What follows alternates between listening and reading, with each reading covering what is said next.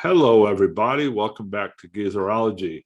We're going to take a break from a roundtable this week. We do want to go ahead and do a remembrance of Gary Brooker, who passed last week. Brooker, as you all know, was one of the iconic voices of the early album rock era in the late 1960s and into the early 1970s.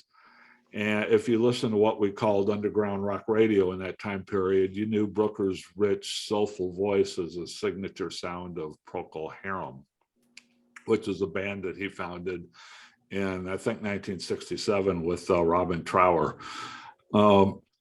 But Brooker's voice was one of those sounds that even if you were not a fan of the band, you still immediately recognized that voice when you heard it. It was such a beautiful, soulful voice, and it was unmistakable who it was whenever you heard the song come on the radio, right? But I've had it on my calendar for April to do a 50th anniversary review of Procol Harum's 1972 live album with the Edmonton Symphony Orchestra. I'm still going to have that for you next month. I'm not going to change those plans, but for now, we wanted to do a memorial for Brooker. And I think among the three of us, Bob was the biggest fan of Procol Harum. So I'm going to turn the microphone over to Bob.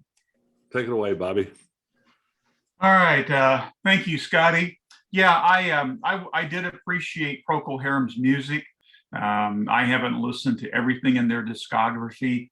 They have a couple albums that I dearly, dearly love. One was the live recording with the Edmonton Symphony Orchestra, and then one of their albums called A Salty Dog. Brooker sadly lost a battle with cancer recently and brought to the end a career that spanned well over 5 decades. He actually began his musical career in the late 1950s with a rhythm and blues group called the Paramounts in Great Britain that didn't really go much of anywhere. And then in 1967, Brooker united with lyricist Keith Reid, the person who wrote all of the lyrics for Procol Harum songs. And they decided that they were going to become a songwriting duo and, create music for other people. And Reid would contribute the lyrics and Brooker would write the music. And unfortunately, nobody really wanted their songs. So they put together the band Procol Harum and recorded a song called Whiter Shade of Pale, which you can't not know that song. And it became a huge hit for them that was released as a single in advance of them actually having a debut album. And it was an overnight success. And to date, the single has sold something like 10 million units, which I think may be a record. And without delve, I'm not going to dig real deep into the discography, but as Scott said, yeah, Brooker had this beautiful, beautiful tenor voice and the ability to write and create the music, for the band. A lot of people say it was the beginnings of the prog rock movement. I've always thought it more as an art rock type form band. But yeah, Brooker's vocals were just gorgeous. He's forever known for Whiter Shade of Pale. And unfortunately, the song has almost become a cliche these days because, it's been covered many, many times. And it's like the go-to song for movies and TV shows. And it seems like anytime that somebody wants to portray the 60s or whatever, it's like, hey, license a Whiter Shade of Pale for me. Just like if you have troops doing a helicopter assault in a war movie, you got to play Fortunate Son. They trot out Whiter Shade of Pale for the 60s. So my tribute to Gary Brooker is I want to challenge you to try to track down one of his solo albums called Within Our House. Now, it's hard to find. It's not on Apple Music, so it's not on a streaming service. And on Amazon Music, you have to buy it as an import CD for like $28 or so. But it is a great example of Gary Brooker's vocals in a completely different setting than what you may think of normally. And Within Our House is a live recording that he did in 1996. And it was recorded at St. Mary and All Saints Church in rural England. And this is Brooker's home church. And he did 2 shows there as a benefit to raise money for the church. And it was filmed and recorded and released as a live album. And again, like I say, it's called Within Our House. And this is not a rock and roll album. This is an album with a string quartet, a vocal chorus, and a four-piece band. And Brooker does, some classic Procol Harum songs. He does Whiter Shade of Pale, A Salty Dog, and some others. And then he also does a series of hymns and spirituals, both old and both new. And he does a version of Peace in the Valley, which is an old Appalachian spiritual that was also recorded by Elvis Presley. And he does it in the style of Elvis Presley. And if you close your eyes, you can almost swear you were hearing Elvis Presley sing that song. It's a beautiful album. It is a departure from classic Procol Harum, but his voice is fantastic. And I would recommend that you seek that out if you want to hear a different side of Gary Brooker.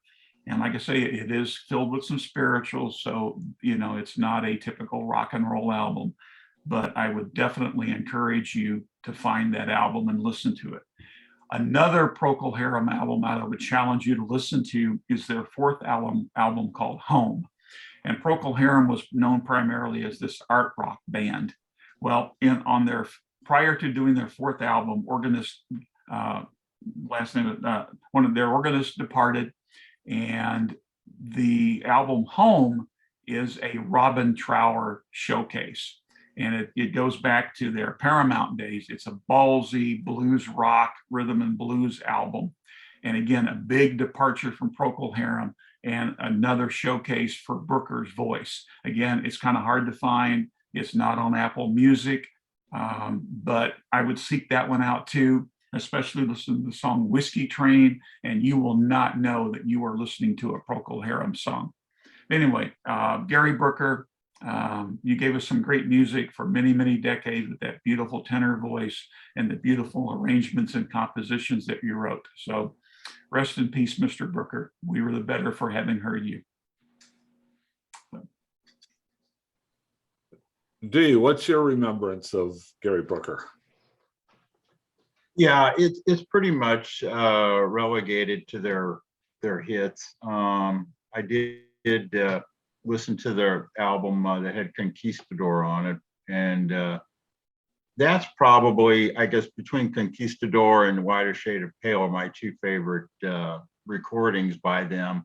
I think they were overlooked a lot in the late 60s and early 70s because it was they kind of got looked over a little bit with the other psychedelic bands with maybe bigger names. And then in the 70s, then it did go, as Bob mentioned, more of an art rock as opposed to a progressive rock. They weren't in the same field as, say, Moody Blues or Yes and that. But I think they were a little bit more approachable as far as top 40. Why they didn't achieve more commercial success, I don't know. But yeah, Gary Brooker he was a distinctive vocalist.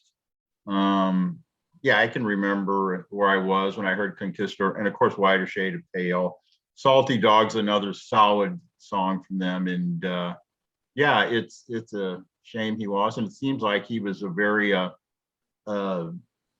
accomplished keyboardist, pianist, and that he had a wide range of styles. But yeah, Whiter Shade of Pale, how can you not hear it? And it just takes you exactly back to where I know where I first heard it. I was in a car going to my grandparents' house. I said, "What is that?"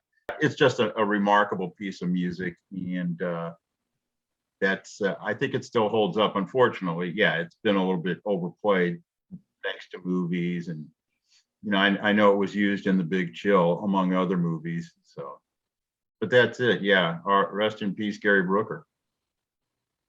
Yeah, I didn't know much about them. I had one of my high school friends, not Dee, but one of my other friends, was a fan of Procol Harum back in the day, and so mostly what I heard from them was just from hanging around with my buddy, and he tossed that album on every now and then, or one of the Procol Harums on every now and then. But I never did really go deep into them until the live until the Live in Edmonton album came out in 1972, and which I'm going to do a full review on here in a month or so. But say, I mean, it's one of those voices that we've been hearing for 55 years. And for 55 years, every time we hear that voice, we know exactly who that is, right? And I know he was still working up until just recently, because, and I know that because I've stumbled across a lot of videos on YouTube through the 2010s, and I think the most recent one I saw was maybe 2018, 2019, but it seems like that he's been doing a lot of work recently with big production, like symphony orchestras on stage and choirs and things like that. But singing all the familiar Procol Harum songs with a symphony orchestra, kind of like what they did with the Edmonton Symphony Orchestra. And I know the Moody Blues recorded one album with an orchestra, Days of Future Past. But as far as I know, I know in the 70s that kind of became a thing for a lot of prog bands to record live albums with orchestras. And as far as I can tell, the 1972 one with the Edmonton Symphony Orchestra might have been the first, or at least one of the first, of those albums that of those things that happened more frequently later in the 70s. But it's kind of hard to really track that down to see who was first or anything like that. But I believe that was one of the early ones. But yeah, rest in peace, Gary Brooker. We might not have all been fans, but you've been in our consciousness, and you've been part of our at least part of our lives for more than 50 years. Well, thanks, guys. Thanks for telling us your remembrances of Gary Brooker. We'll be back next week. We'll get back on our Tuesday roundtable discussions, and we have planned Jimi Hendrix's Axis Bold of Love for next Tuesday. We have on Friday, Bob has a review coming up of Neil Young's Harvest, which just recently had its 50th anniversary. And in the can, we have a review for you from Dee on Dion's new album. We'll have a review coming up on John Mayall's new album over the next few weeks, and quite a few things coming up. So join us for these, and thanks for listening, everybody. So long.